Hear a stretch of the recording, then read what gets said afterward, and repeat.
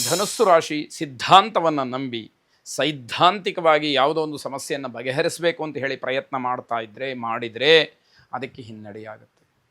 ನಿಮ್ಮ ಸಿದ್ಧಾಂತವನ್ನು ಎಲ್ಲರೂ ಕೂಡ ಒಪ್ಪಲೇಬೇಕು ಅಂತಕ್ಕಂತಹ ನಿಯಮ ಏನಿಲ್ಲ. ಸಾರ್ವತ್ರಿಕವಾಗಿ ಸಾರ್ವಜನಿಕವಾಗಿ ಯಾವುದು ಸೂಕ್ತವೋ ಯಾವುದು ಯೋಗ್ಯವೋ ಅಂತಹ ಸಿದ್ಧಾಂತಗಳನ್ನು ನೀವು ಅಳವಡಿಸ್ಕೊಳ್ಬೇಕಾದಂಥದ್ದು ಮುಖ್ಯವಾಗುತ್ತೆ. ನಿಮ್ಮ ಶತ್ರುಗಳ ಮಾತಿನಿಂದ ನಿಮ್ಮ ಆತ್ಮೀಯರು ನಿಮ್ಮನ್ನು ಅವಮಾನ ಮಾಡ್ತಾರೆ ಅನ್ನುವಂಥದ್ದು ನಿಮಗೆ ಗೊತ್ತಿರಬೇಕು. ಇಲ್ಲದೇ ಇದ್ದರೆ ಅವಮಾನಕ್ಕೆ ಸಿದ್ಧವಾಗಿರಬೇಕಾಗತ್ತೆ. ನಿಮ್ಮ ಜೊತೆಯಲ್ಲಿ ಸರಿಯಾಗಿ ಯಾವ ವ್ಯವಹಾರವನ್ನು ಕೂಡ ಮಾಡದೇ ಇರತಕ್ಕಂಥದ್ದು, ಮಾತಾಡೋಕ್ಕೊಪ್ಪದೇ ಇರತಕ್ಕಂಥದ್ದಾಗತ್ತೆ. ನಿಮ್ಮ ಸ್ವಭಾವ ಹಾಗಿರುತ್ತೆ ಅಥವಾ ನಿಮ್ಮ ವ್ಯವಹಾರದ ದೃಷ್ಟಿಕೋನ ಹಾಗಿರುತ್ತೆ ಅನ್ನುವಂತಹ ಅರ್ಥ. ನಿಮ್ಮ ವೈಯಕ್ತಿಕವಾದಂತಹ ಪ್ರತಿಷ್ಠೆ, ಅಹಂಕಾರ ಇವೆಲ್ಲವನ್ನು ದೂರ ಮಾಡಿದರೆ, ಬಿಟ್ಟರೆ, ಆ ವಿಷಯಗಳಿಗೆ ಹೋಗದೇ ಇದ್ದರೆ, ಸಹಜ ಸ್ವಭಾವದಿಂದ ಇದ್ದರೆ ನಿಮಗೇ ಕ್ಷೇಮ ಅನ್ನುವಂಥದ್ದನ್ನು ಹೇಳಬೇಕು. ಸಮಾಜದಲ್ಲಿ ಚಿಕ್ಕವರ ಮುಂದೆ ಮತ್ತೆ ಚಿಕ್ಕವರಾಗ್ತಕ್ಕಂತಹ ಸಾಧ್ಯತೆಗಳು ಹೆಚ್ಚಾಗಿರುತ್ತೆ. ಏಕೆಂದರೆ ನಿಮ್ಮ ಸಣ್ಣತನ ಆ ರೀತಿ ನಿಮ್ಮನ್ನು ಮಾಡಿಬಿಡುತ್ತೆ ಎನ್ನುವಂಥದ್ದು. ಕಲ್ಕಿ ಭಗವಾನರನ್ನು ಮನಸಾರೆ ಪ್ರಾರ್ಥನೆ ಮಾಡಿ. ಶುಭವಾಗಿ. ಮಕರ ರಾಶಿ ಸ್ನೇಹಿತರ ಜೊತೆಯಲ್ಲಿ ನಿಮ್ಮ ಉದ್ಯೋಗ, ಕೆಲಸ, ವಿದ್ಯೆ, ಜೀವನ, ಸಾಂಸಾರಿಕವಾದಂತಹ ಕೆಲವಷ್ಟು ವಿಚಾರಗಳು, ವೈಯಕ್ತಿಕವಾದಂತಹ ವಿಚಾರಗಳನ್ನು ಚರ್ಚೆ ಮಾಡ್ತೀರಿ. ಕೆಲವಷ್ಟು ಸಮಸ್ಯೆಗಳಿಗೆ, ಗೊಂದಲಗಳಿಗೆ ಪರಿಹಾರ ಸಿಕ್ತು ಅನ್ನುವಂತಹ ಅನುಭವವಾದರೆ ಇನ್ನೊಂದಷ್ಟು ಮತ್ತೊಂದಷ್ಟು ಕಗ್ಗಂಟಾಗಿ ಉಳಿತಕ್ಕಂಥದ್ದಾಗತ್ತೆ. ಕೆಲಸದ ಒತ್ತಡ ಇದ್ದಾಗ್ಯೂ ಕೂಡ ಜನಸೇವೆಯನ್ನು ಮಾಡಿ ಗೌರವವನ್ನು ಹೆಚ್ಚಿಸ್ಕೊಳ್ಳಿ. ನಿಮಗೆ ಹಲವಾರು ಕೆಲಸಗಳು ಇರುತ್ತೆ, ಆ ಒತ್ತಡಗಳಿರುತ್ತೆ.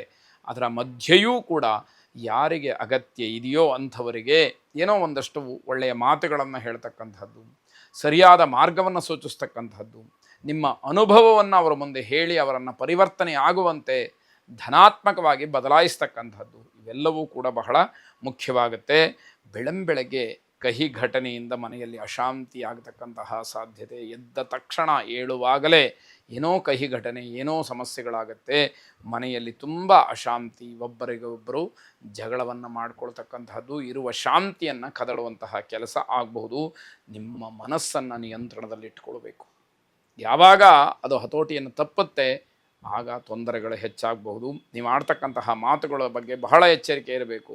ಯಾವುದೋ ಕೋಪದಲ್ಲಿ ಅಥವಾ ಮಾತಿನ ಭರದಲ್ಲಿ ಏನಾದರೂ ಮಾತಾಡಿಬಿಟ್ರೆ ಅದೇ ಮಾತು ಶಾಶ್ವತವಾಗಿ ಉಳ್ಕೊಳ್ಳುವಂತಹದ್ದು. ಏನು ಬೈಗುಳವನ್ನು ಬೈದ್ರಿ ಅಂತ ಇಟ್ಕೊಳ್ಳಿ, ಮತ್ತೆ ನೀವೇನು ಕ್ಷಮೆ ಕೇಳಿದರೂ ಕೂಡ ಅದನ್ನು ಸರಿಪಡಿಸಲಿಕ್ಕೆ ಸಾಧ್ಯ ಆಗದೇ ಇರತಕ್ಕಂಥದ್ದಾಗುತ್ತೆ.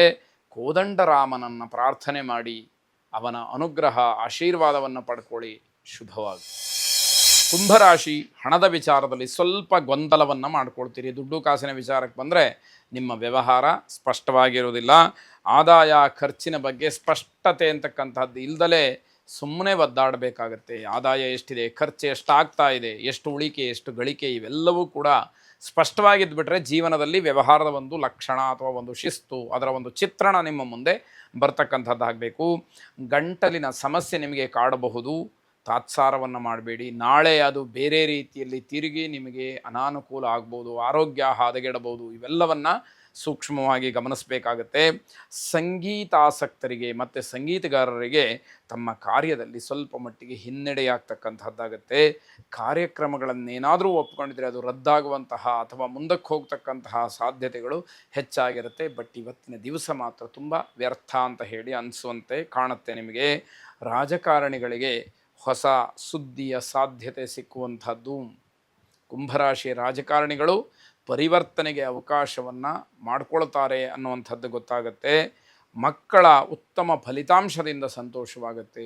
ನಿಮ್ಮದ ವ್ಯವಹಾರ ಏನೇ ಇರಲಿ, ಯಾವುದೇ ಒತ್ತಡ ಇರಲಿ, ಮಕ್ಕಳಿಗೆ ಒಳ್ಳೆಯ ಅಭಿಮಾನ, ವಿಶ್ವಾಸ, ಪ್ರೀತಿ ಅಂತಕ್ಕಂಥದ್ದನ್ನು ನೀವು ಕೊಟ್ಟಿದ್ದಾಗ ಅವರು ಅದನ್ನು ಸಾರ್ಥಕಪಡಿಸ್ಕೊಳ್ತಕ್ಕಂಥದ್ದು. ಅವರ ಅಭ್ಯುದಯ ನಿಮಗೆ ಸಂತೋಷವನ್ನು ಉಂಟು ಮಾಡ್ತಕ್ಕಂಥದ್ದು. ಶಿವಾರಾಧನೆಯನ್ನು ಮಾಡಿ ಆ ಪರಶಿವನ ಅನುಗ್ರಹ ಸಂಪೂರ್ಣವಾಗಿ ನಿಮಗೆ ಸಿಕ್ಕಲಿ. ಶುಭವಾಗಿ. ಕೊನೆಯದಾಗಿ ಮೀನರಾಶಿ ತತ್ವಸಿದ್ಧಾಂತಗಳ ಆಧಾರದ ಮೇಲೆ ಯಾವುದೋ ಒಂದು ಸಮಸ್ಯೆಯನ್ನು ಬಗೆಹರಿಸ್ತೀನಿ ಅಂತ ಹೇಳಿ ಪಣ ತೊಡುವಂಥದ್ದಿದೆಯಲ್ಲ, ಅದು ದೊಡ್ಡ ತಪ್ಪಾಗುತ್ತೆ.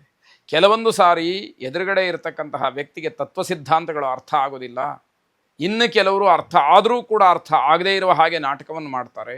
ಇಂತಹ ಸಂದರ್ಭಗಳು ಅವರಿಗೆ ಪ್ರಿಯವಾದಂತಹ ರೀತಿಯಲ್ಲಿ ಮಾತುಗಳನ್ನು ಆಡಿ ವ್ಯವಹಾರವನ್ನು ಮುಗಿಸಬೇಕಾದಂತಹ ಅನಿವಾರ್ಯತೆ ಇರುವಂಥದ್ದಾಗತ್ತೆ. ಪ್ರಾಯೋಗಿಕ ರೀತಿಯಿಂದ ಬಗೆಹರಿಸ್ಕೊಳ್ಬೇಕು. ತುಂಬ ಪ್ರಾಕ್ಟಿಕಲ್ ಆಗಿ ಅದನ್ನು ನೋಡಬೇಕಾಗತ್ತೆ. ನಾವು ಅಂದುಕೊಂಡದ್ದೇ ಸತ್ಯ ಅನ್ನುವಂತಹ ಭಾವನೆ ಬರಬಾರ್ದು. ಸಮಾಜದಲ್ಲಿ ಹಲವಾರು ರೀತಿಯ ಮಾನದಂಡಗಳಿರುತ್ತೆ ಪ್ರತಿಯೊಂದು ವಿಷಯವನ್ನು ಅಳೆಯಲಿಕ್ಕೆ. ಎಲ್ಲ ರೀತಿಯಿಂದಲೂ ಕೂಡ ಅದನ್ನು ಗಮನಿಸಬೇಕಾಗತ್ತೆ. ದಾಕ್ಷಿಣ್ಯಕ್ಕೊಳಗಾಗಿ ನಿಮ್ಮ ಆತ್ಮಗೌರವವನ್ನು ಕಡಿಮೆ ಮಾಡಿಕೊಳ್ಬೇಡಿ. ದಾಕ್ಷಿಣ್ಯಂ ಸ್ವಜನೇ, ನಮ್ಮವರಲ್ಲಿ ಮಾತ್ರ ನಮಗೆ ದಾಕ್ಷಿಣ್ಯ ಅಂತಕ್ಕಂಥದ್ದು ಇರಬೇಕು. ನಾವು ಬೇರೆಯವರ ವಿಚಾರದಲ್ಲಿ ದಾಕ್ಷಿಣ್ಯವನ್ನು ತೋರಿಸಿದರೆ ನಷ್ಟ ಆಗುವಂಥದ್ದು ನಮಗೆ ಎನ್ನುವಂಥದ್ದು ಗೊತ್ತಿರಲಿ. ವಿದ್ಯಾರ್ಥಿಗಳಿಗೆ ಸಮಸ್ಯೆ ಬಗೆಹರಿತಕ್ಕಂಥದ್ದಾಗತ್ತೆ. ನಿಮ್ಮ ವಿದ್ಯಾಕ್ಷೇತ್ರದಲ್ಲಿದ್ದಂತಹ ಯಾವುದೋ ಅಡಚಣೆಗಳು ದೂರವಾಗ್ತಕ್ಕಂಥದ್ದು. ಮನೆ ದೇವಾಲಯಗಳಲ್ಲಿ ಕುಟುಂಬ ಸಹಿತವಾಗಿ ಕುಟುಂಬದ ಅಭ್ಯುದಯಕ್ಕೆ, ಕುಟುಂಬದ ಹಿತಕ್ಕೋಸ್ಕರವಾಗಿ ಧರ್ಮ ಕಾರ್ಯಗಳನ್ನು ಮಾಡಿ ಆ ಭಗವಂತನ ಅನುಗ್ರಹ ಇಡೀ ನಿಮ್ಮ ಕುಟುಂಬ ಪರಿವಾರವನ್ನು ಕಾಪಾಡುತ್ತೆ ಅನ್ನುವಂಥದ್ದು, ಮನಸ್ಸಿಗೆ ಸಂತೋಷ, ಆಹ್ಲಾದ, ನೆಮ್ಮದಿ ಸಿಕ್ಕತ್ತೆ ಎನ್ನುವಂತಹ ದೃಢವಾದ ಅಚಲವಾದಂತಹ ನಂಬಿಕೆ ನಿಮ್ಮದಾಗಿರಲಿ. ನವಗ್ರಹರನ್ನು ಪ್ರಾರ್ಥನೆ ಮಾಡಿ, ನವಗ್ರಹರ ಆರಾಧನೆ ಮಾಡಿ. ಶುಭವಾಗಿ.